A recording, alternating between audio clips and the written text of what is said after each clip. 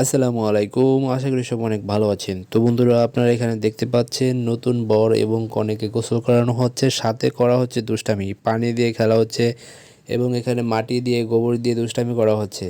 তো বন্ধুরা, এটা মূলত হচ্ছে মানিকগঞ্জ জেলার আঞ্চলিক একটি সিস্টেম। এটা বহু বহু পুরনো সিস্টেমে বা রীতিনীতি চালু হয়ে আসতেছে, এখন পর্যন্ত এটা চলতেছে।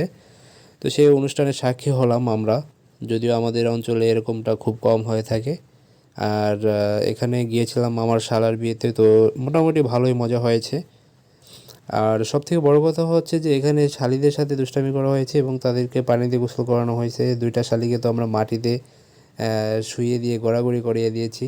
মোটামুটি আমরা চেষ্টা করেছি যাতে তারা কোনোভাবে ব্যথা না পায়, ওই হিসাব করে আমরা দুষ্টামি করেছি। যাই হোক বন্ধুরা, আমাদের এই ছোট্ট ভিডিওটি বা আঞ্চলিক পুরনো রীতিনীতি সিস্টেমটা কেমন লেগেছে অবশ্যই কমেন্ট করে জানাবেন।